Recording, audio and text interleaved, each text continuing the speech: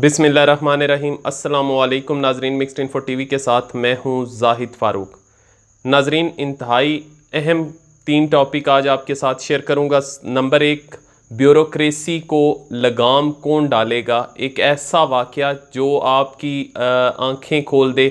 और दूसरा, सोनिया सदफ़ के मतलब कुछ नए हक़ाइक़ सामने आए हैं, वो भी आपके साथ शेयर करूँगा। और तीसरी चीज़, इन सारे मामलात के साथ इमरान ख़ान का एक शानदार कारनामा, जिसकी वजह से तमाम जो मुसलमान हैं या पाकिस्तानी हैं उनके दिल खुश हो गए हैं। इमरान ख़ान ने ऐसा कारनामा सर अंजाम दिया है। वो क्या कारनामा है, ये सारा आज के इस व्लॉग का हिस्सा होगा। सबसे पहले व्यूवर्स बात करते हैं, मैं आगे चल के सोनिया सदफ़ के हवाले से आपके साथ ज़रूर शेयर करूंगा, लेकिन उससे पहले मैं आपके साथ ब्यूरोक्रेसी जो है उसका घनौना खेल किस तरीके से जारी रहता है उसके हवाले से बयान करूंगा, क्योंकि जो बहस छिड़ी हुई है उसमें ब्यूरोक्रेसी को लगाम देने की बात की जा रही है। ब्यूरोक्रेसी के अंदर बहुत से अच्छे लोग भी होते हैं, बहुत से बुरे लोग भी होते हैं। जब एक ख़ास लफ्ज़ का इस्तेमाल किया जाता है तो वो सारे उसमें आ जाते हैं, हत्ता कि ऐसा नहीं होता। व्यूवर्स, लाहौर की वेस्ट मैनेजमेंट आपने नाम सुना होगा। गुज़िश्ता अगर कुछ अरसे में देखें तो लाहौर के हवाले से बहुत ज़्यादा ख़बरें आई मीडिया के अंदर कि जगह जगह पे गंदगी के ढेर लगे हुए हैं, कोई सफाई का इंतज़ाम नहीं है। इसके पीछे सारी कहानी क्या थी, वो असल में कुछ और कहानी थी, लेकिन जो पेश की जाती रही वो कुछ और थी। व्यूवर्स, अमजद नून एक इंतहाई मोतबर नाम है जो कि बहुत से पाकिस्तान के लिए काम सर अंजाम दे चुके हैं, आला ओहदों पे रह चुके हैं। वज़ीर आला की तरफ से उनसे रिक्वेस्ट की गई कि हमारे लाहौर के लिए वेस्ट मैनेजमेंट की कारकर्दगी को बेहतर बनाने के लिए आप को हम ये ज़िम्मा देना चाहते हैं कि आप ये संभाल लें ताकि लाहौर की वेलफेयर हो। लेकिन अमजद नून जो है उन्होंने इनकार कर दिया। उन्होंने कहा कि मैं ये ज़िम्मेदारी नहीं ले सकता। उसकी वजह यह है कि मैं इससे बड़े बड़े काम सर अंजाम दे चुका हूँ मुल्की लेवल पे, अब मैं एक शहर का काम कैसे संभाल सकता हूँ। उन्होंने माजरत कर ली। फिर दोबारा रिक्वेस्ट जब उनसे की गई तो उन्होंने इसको मफादे आमा का काम समझ के इस ज़िम्मेदारी को कबूल कर लिया। फिर उसके बाद जब उन्होंने ज़िम्मेदारी संभाली, चार्ज लिया, तो उनके पास एक इंतहाई आला अफसर जो हैं वो ब्यूरोक्रेट वो हाज़िर हुए। उन्होंने कहा, हुजूर आपको कुछ करने की ज़रूरत नहीं है, आप यहाँ बैठें और आराम से हम सारा कुछ काम करेंगे, बस आप जो आपकी ज़िम्मेदारी है तनख्वाह लें, बाकी हम पे छोड़ दें।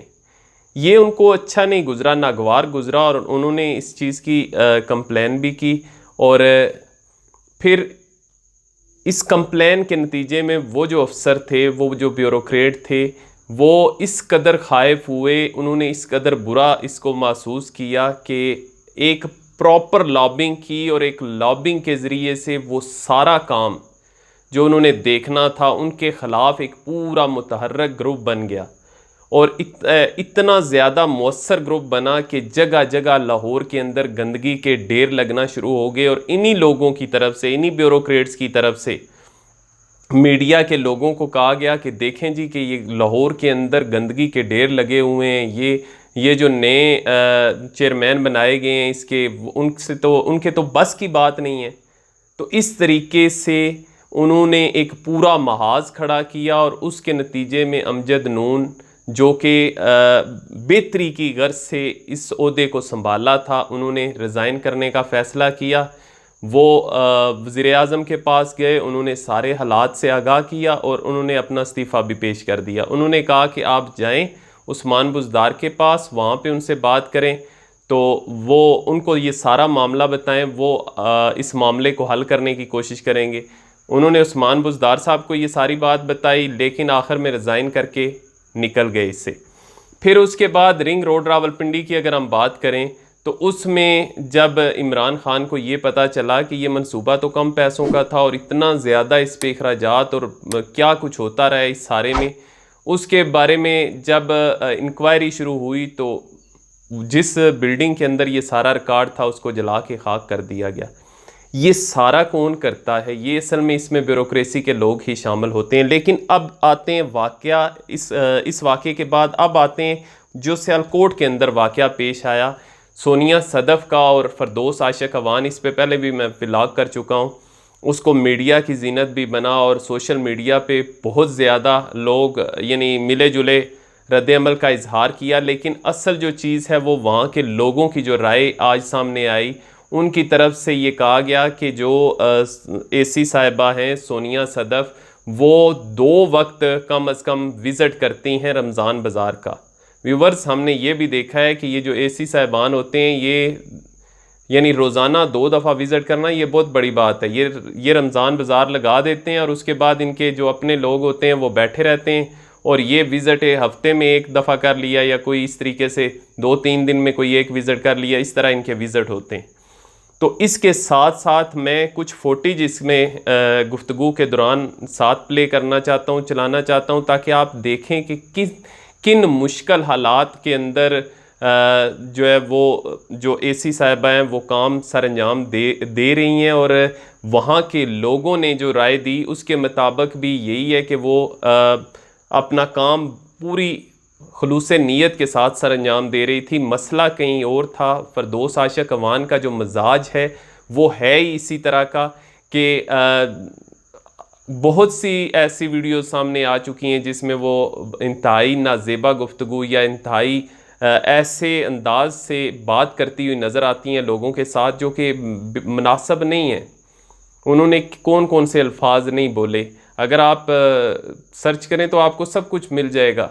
लेकिन व्यूवर्स, एक सरकारी अफसर की इस तरीके से तज़हीक करना क्या मुनासिब है? और वो जिसके बारे में लोग भी ये समझते हैं कि वो अच्छा काम कर रही हैं, और इसके साथ साथ जिन सबसे बड़ी बात कि आपने खुद उसको सदारती अवार्ड से नवाजा है, यानी उनको उनके काम की बुनियाद पर, उनकी परफॉर्मेंस की बुनियाद पर सदारती अवार्ड दिया गया। आप उस ऑफिसर को ये कह रहे हैं कि आप काम नहीं करती, आप बैठी रहना चाहती हैं, वीआईपी प्रोटोकॉल चाहती हैं।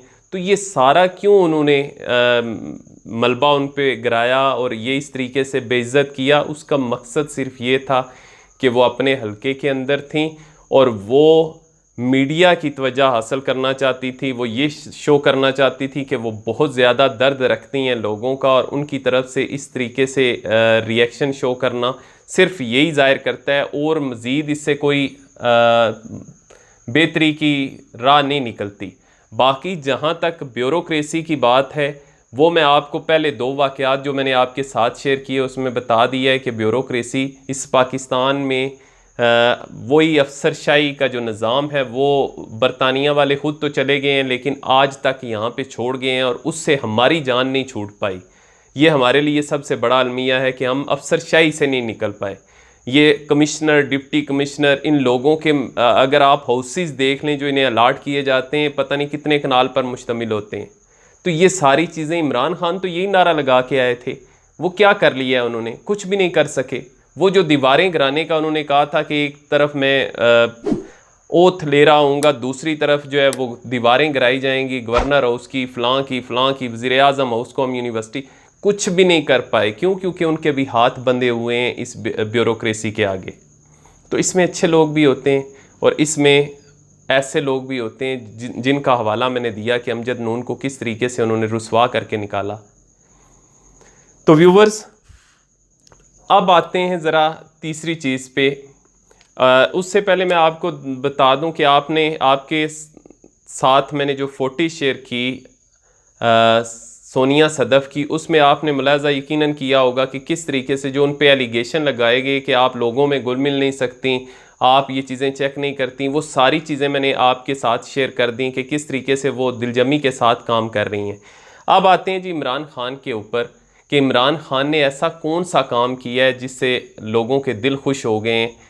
यूरोपीय यूनियन की तरफ से पाकिस्तान के ख़िलाफ़ एक करारदाद पेश की गई जिसमें सिर्फ 3 मुखालफत में वोट पड़े, और जो जितनी भी अक्सरियत थी वहाँ पे सब ने मेंबर्स थे जितने भी, उन्होंने उसकी हमायत में, करारदाद की हमायत में वोट दिया। वो करारदाद क्या थी? पाकिस्तान के को जो GSP+ का स्टेटस दिया हुआ है, जिसमें जो टैक्स की जो छूट दी जाती है, यूरोपीय मंडियों के अंदर हमारे माल की रसाई होती है जिससे हमें काफ़ी कीमती ज़र मुबादला हासिल होता है, उस के ऊपर कट लगाने का वो सोच रहे हैं, लेकिन उन्होंने जो शर्त रखी है उसके लिए कि हम आपके ये जो जीएसपी स्टेटस है, जीएसपी प्लस स्टेटस है, इसको हम ख़त्म नहीं करेंगे अगर आप ये जो तौहीन रसालत का कानून है इसको बदल दें। तो इस पर इमरान खान का रिएक्शन आया है, और ऐसा रिएक्शन कि जिससे दिल खुश हो जाए। इमरान खान ने इस करारदाद को रिजेक्ट कर दिया है। इमरान खान की तरफ से ये कहा गया है कि हम किसी सूरत भी किसी किस्म की तौहीन रसालत के हवाले से जो हमारा कानून है उसमें तब्दीली नहीं करेंगे। व्यूवर्स, इसमें तब्दीली की भी कैसे जा सकती है? ये हमारे ईमान का हिस्सा है कि हम आप सल्लल्लाहु अलैहि वसल्लम हमारे अपनी जान, माल, हर चीज़, औलाद, सब कुछ आप सल्लल्लाहु अलैहि वसल्लम की हुर्मत पर कुर्बान है। तो हम हर चीज़ कुर्बान करने के लिए तैयार हैं। तो ये थोड़ी सी चीज़ें या ये दुनियावी फ़वाइद, इसके बदले में हम अपना ईमान बेच दें या उसका सौदा कर दें, तो ये तो मुमकिन नहीं है। तो इमरान खान ने भी वही किया है जो हर मुसलमान को करना चाहिए, और उनकी तरफ से ये इनकार किया गया। और उन्होंने इस अज़म का भी इरादा किया कि ये तो मामला ही रिजेक्ट हो गया, ये अलग मामला है, हम इसमें कोई तब्दीली नहीं करेंगे। जहाँ तक उस पे कट लगाने की बात है, जीएसपी प्लस का स्टेटस ख़त्म करने की बात है, उस हवाले से हम यूरोपीय यूनियन के साथ मुज़ाकरात करेंगे, बात करेंगे, उनको समझाने की कोशिश करेंगे। लेकिन अगर कोई ये समझे कि तौहीन रसालत का जो कानून है उसको तब्दील कर दिया जाएगा, या वो उसमें जो सज़ाए मौत का कॉन्सेप्ट है उसको निकाल दिया जाएगा, तो ये ऐसा नहीं होगा। ये एज़ इट इज़ जैसा है वैसा ही चलेगा। इसमें हम किसी किस्म की कोई भी तब्दीली नहीं करेंगे। तो ये व्यूवर्स 3 ख़बरें थी। बहुत सी मज़ीद भी डिस्कशन हो सकती है, लेकिन मैं इस वीडियो को ज़्यादा तवालत नहीं देना चाहता। अब तक के लिए इतना ही। जो भी ताज़ा तरीन इन्फॉर्मेशन होगी आपके साथ शेयर करता रहूँगा। मुझे इजाज़त दीजिए। अपना और अपने मौजूद लोगों का बहुत ख्याल रखिएगा। अल्लाह हाफ़िज़।